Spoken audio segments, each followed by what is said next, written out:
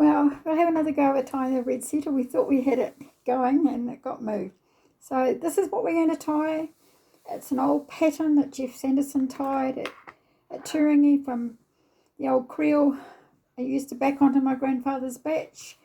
They used to use it in the early years when it first started. They used red auburn hair from my mother, and they used to use red hair from a red setter. So that's where it got its name. The body material wasn't chenille, it was a burnt orange wool, but our modern ones are mainly horse chenille these days. You can use many other different materials with it.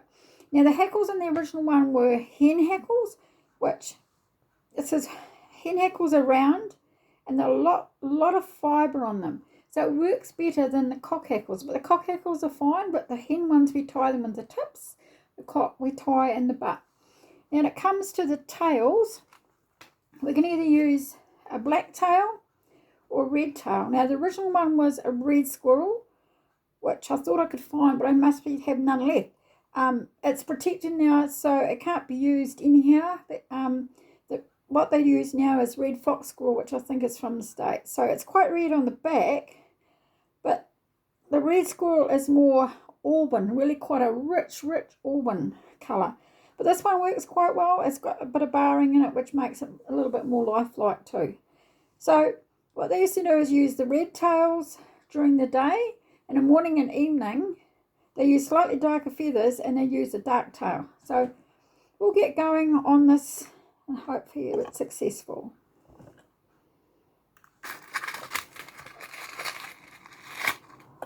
I'm just using a size 4 hook.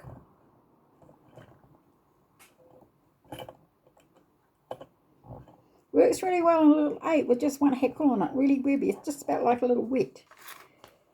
Just black thread.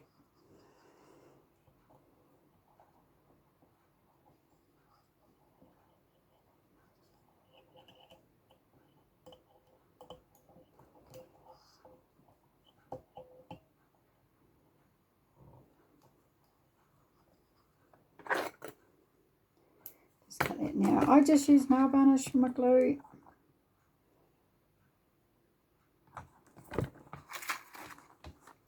And one turn. So now with this, we're just going to come around the side and we're just going to pick it up. Pull it together. It's quite a good bunch. And then we're going to cut that. Hope you can see what I'm doing. And then I'm going to just pull that out, all the loose little bits.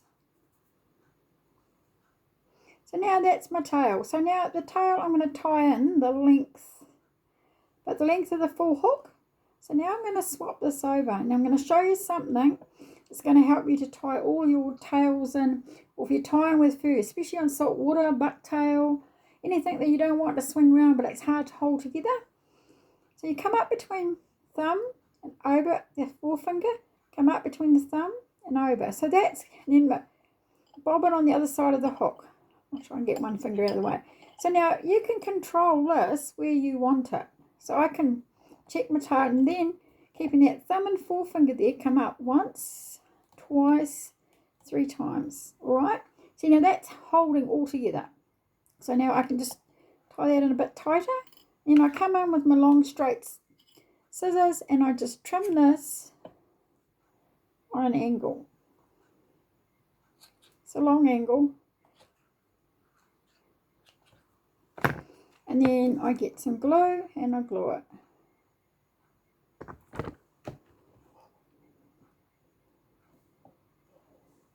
Try not to roll it right round. I'm trying to keep most of it on the top. Because once you start rolling, the whole thing can start rolling.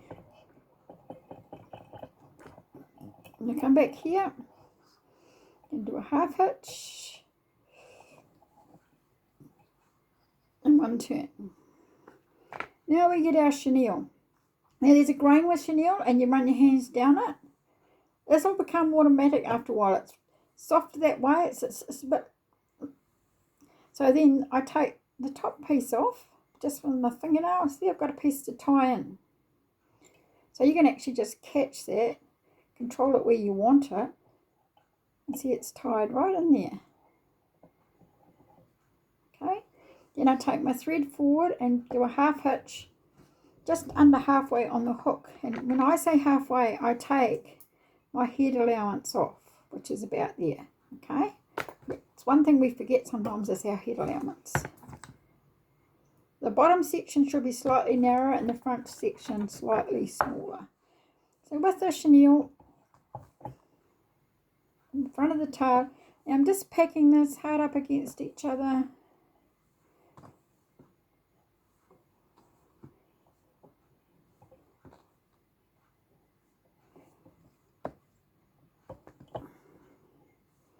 So I'm going to bring this is another tip that will help you in a lot of tying with feathers and with chenille.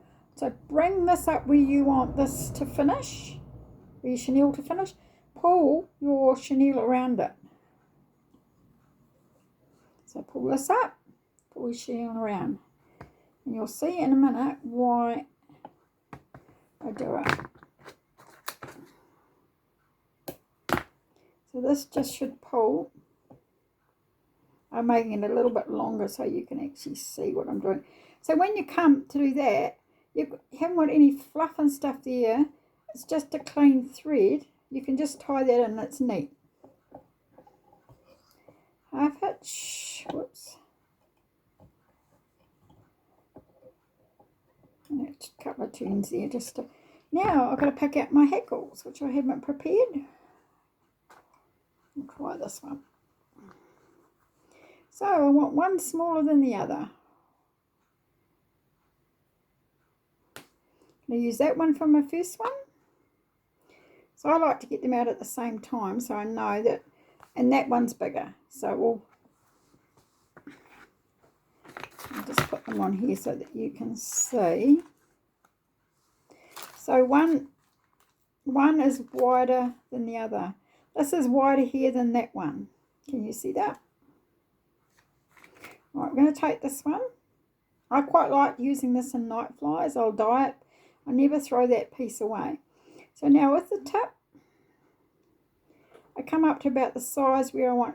It's got to be at least no narrower than the gap of the hook. I really want it about just a little bit wider than the gap of the hook. So I'm going to start it there. Tip, feather facing upright. And see how that, I've caught it there. I can tie that in.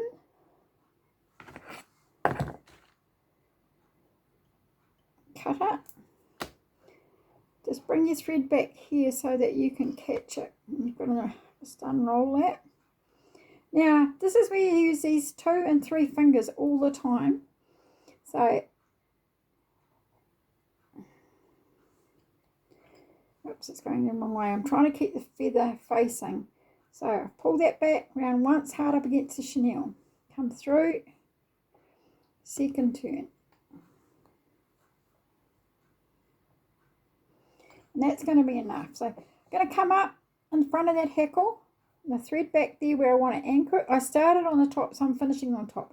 So then I can pull that around there. Whoops, I've caught it. Wasn't meant to break, but see, that's enough on that first. So I do a half hitch.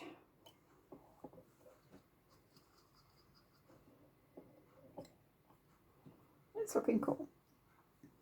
So now we get the chenille again, running down, pull a piece off, catch it in. You can see why you haven't got no bulk.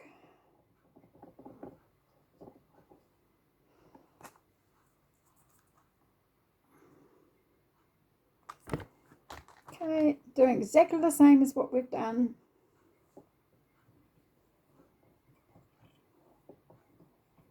So it's hard up against.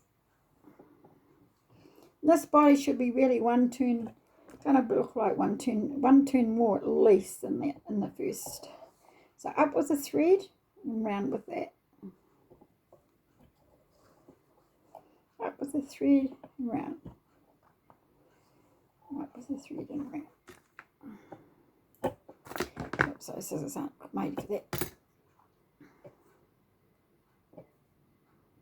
So, you know, I've ended up with just 2 neat little threads that I can trim now.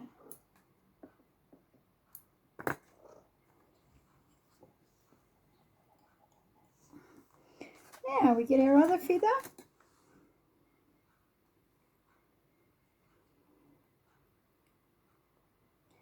I'm going to start here. Okay, facing us. Catch it.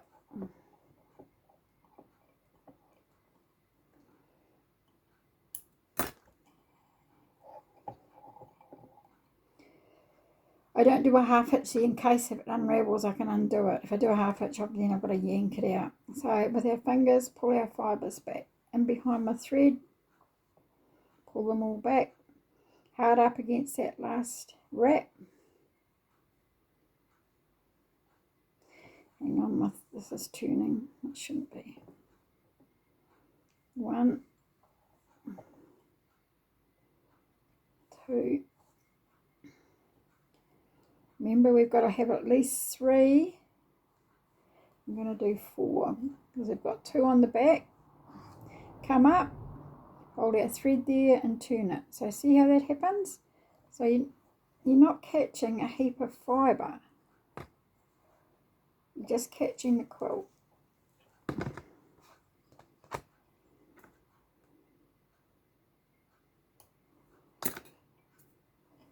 See how small your head is. So then I come down the base, work my way up. Come down again, make sure my thread's flat.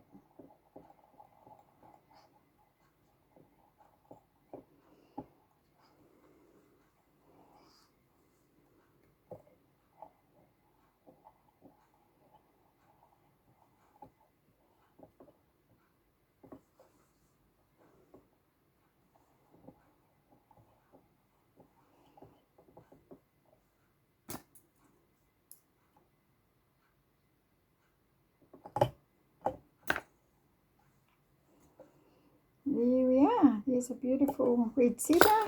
And then just glue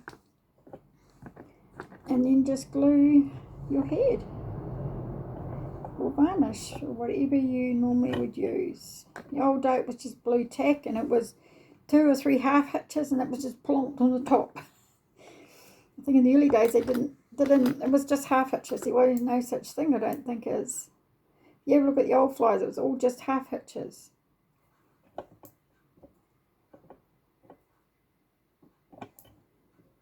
It's looking really nice. Actually, this side most probably looks better. But that's your red setter. Thank you.